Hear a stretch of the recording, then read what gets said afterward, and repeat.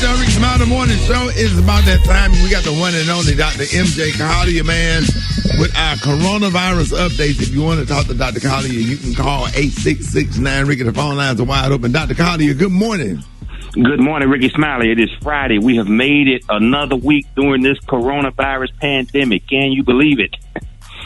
Okay, we are now at 5.88 million cases with a total of 181,000 deaths, adding another 1,100 deaths yesterday. So we're still at 1,100 or 1,000 deaths per day. This is beyond the comprehension of the current administration. They say we got it under control, but we do not. Understand, people, we still are dying at a rate of 1,000 people per day. Quietly, earlier this week, the CDC changed their testing guidelines. Before, they were saying that everybody needs to be tested. I'm 100% sure that this is politically motivated because it has nothing to do with the science. But CDC is no longer recommending testing for contacts to the coronavirus that have no symptoms, whereas before they were asking if you had been exposed to anybody and that you needed to be tested.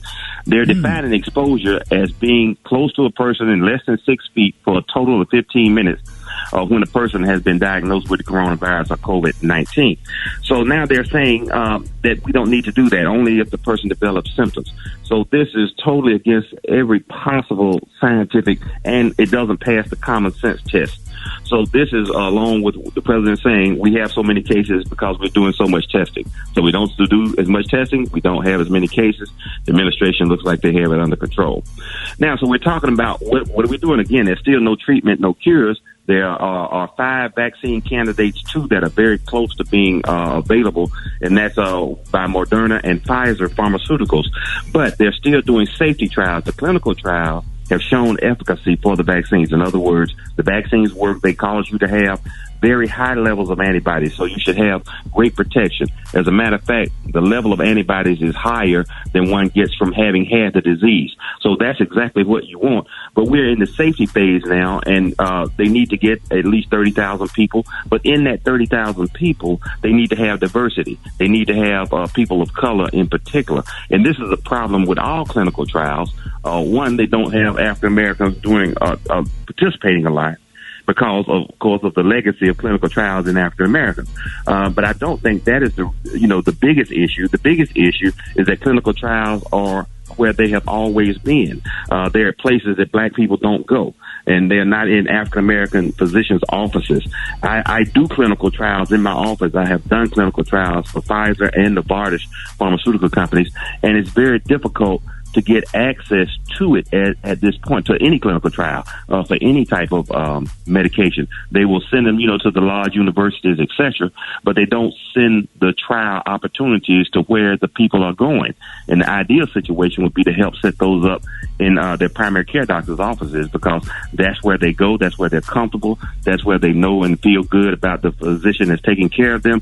And there's a trust factor that you don't find just by seeing an ad in the newspaper saying, come get a clinical trial or participate in a vaccine trial at the university of what's happening now. And, and people just don't feel comfortable doing that. They don't know anybody there. They don't feel comfortable. They're treated like numbers, not cases or people. And that is a big problem. So should we participate? Yes, we should. But again, the pharmaceutical companies that are conducting these trials need to step up as well and make it easier for African Americans to participate and bring it to the community versus the community going to the big university, in that city. Right. All right, we got a phone call. You on with Dr. Collier. Good morning. Dr. Collier, we hear so many different things here recently. One thing I heard on the news is that you still can catch this virus with droplets breathe in the air. So that's still possible.